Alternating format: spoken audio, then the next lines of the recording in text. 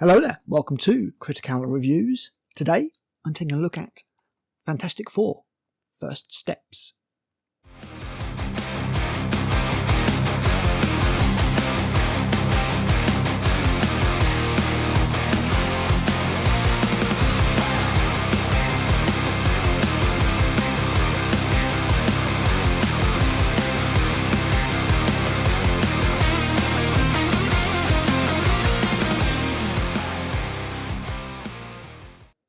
Was there anyone backing the Fantastic Four to be the best film of the July Blockbuster triumvirate of Jurassic World Rebirth, Superman, and, well, obviously Fantastic Four?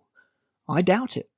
But honestly, there is evidence for that to actually be the case, although certainly that statement would come with caveats aplenty. Before I explain, let's have that spoiler-free plot summary. The Fantastic Four have been protecting Earth 828, and 828 is in itself a nice tribute to Fantastic Four creator Jack Kirby's birthday, for 4 years now.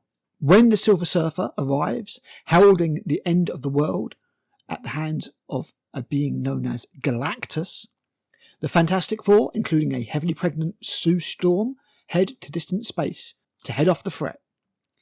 There they are confronted with a horror beyond their imagination and an impossible demand. It will take all of their combined skills to save the Earth from the biggest threat that the family has ever encountered. Okay, so let's get into the meat of the review. First of all, let's have the good. This is a film with no baggage and no homework required. Being set in an entirely different universe frees this film from a lot of weight, allowing for focused narrative that revolves entirely around the Fantastic Four. Whereas James Gunn's Superman felt barely about the titular character, this film is all four, if not all fantastic. The characters. Joseph Quinn's Johnny Storm is the MVP here, and no, he's not been feminised or turned gay. Whilst he might be a little less brash than Chris Evans' Human Torch from the 2005 film, a more nuanced and human portrayal by Quinn impressed me greatly, and makes up for his disappointing turn in Gladiator, which I now firmly ascribe to the script. Likewise, the Thing, played by Ebon Moss-Bachrach, is a real character here. Accepted and beloved by the populace, he's free to just do his thing, which does not include saying it's clobbering time. It's a shame that out of the quartet, he is by far the most underserved by the plot. In comparison, both Pascal's Reed Richards and Vanessa Kirby's Sue Storm come off as somewhat flat. They do what they need to, I guess, but Sue Storm in particular is just completely lacking in anything like charisma, and of course not allowed to be even slightly sexy or sensual. Although her strengths are feminine and not masculine, she just doesn't stand out amongst the group, and this points to a pleasant emphasis on family, which, after all the multiverse at risk high-stake concepts we've been confronted with, is a pleasant change.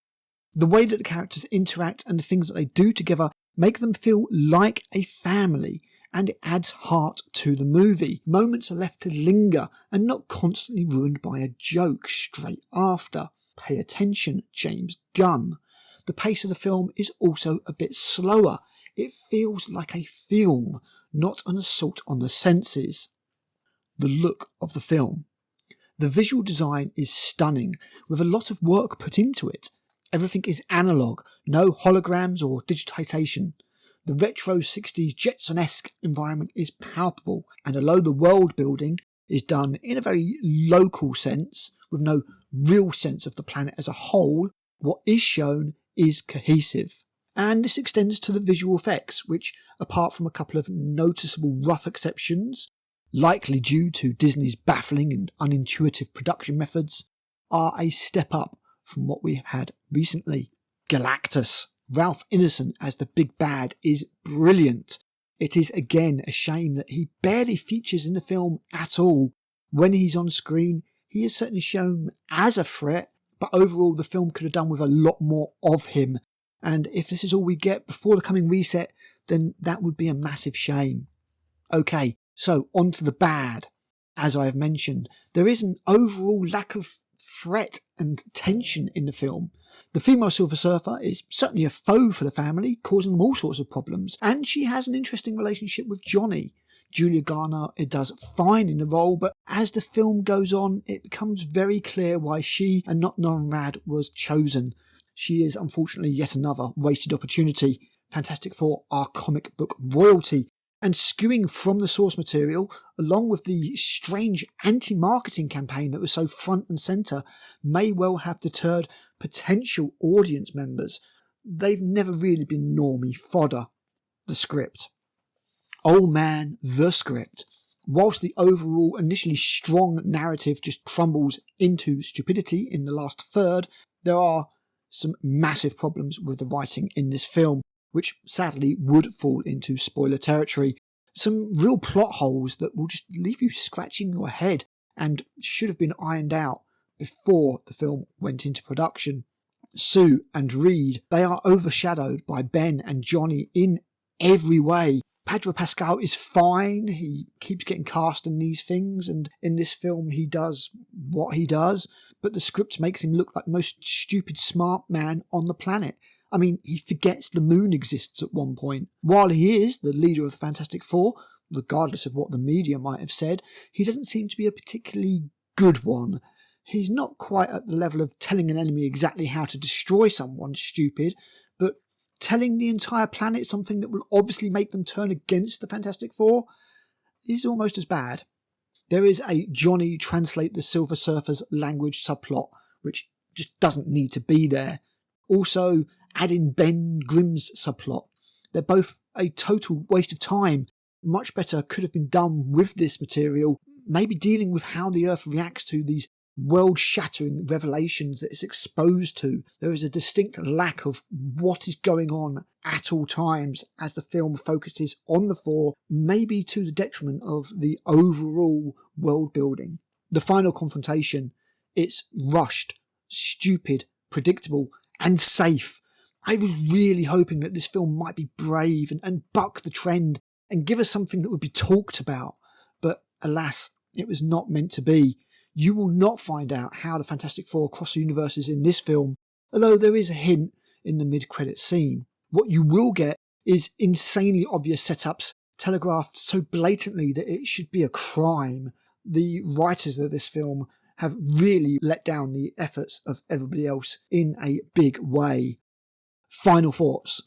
Fantastic Four First Steps is a frustrating film. It's frustrating because there is so much good here that is undermined by stupid decisions and a flaky script. Make no mistake, this is a step up from previous Marvel fare, and an obvious course correction, but too many of the old Marvel flaws rear their heads for it to rival the best of the MCU. But I did like it. There were bits of it that I enjoyed greatly. And honestly, I found a lot of future promise in both the tone and the direction of this start of Phase 6, with the excruciating Ironheart putting the nail into the coffin of Phase 5. But this film also shows that the MCU has a long way to go to return to the glory days, and I'm not sure there's enough time before Doomsday for anything like a coherent narrative to establish itself. I mean, once again, they are filming Doomsday without a completed script. As laudable as the Fantastic Four is, and it is far better than I had expected, it can be considered nothing more than first steps. Thanks for watching. I've been Critic, and I'll be back with another review soon.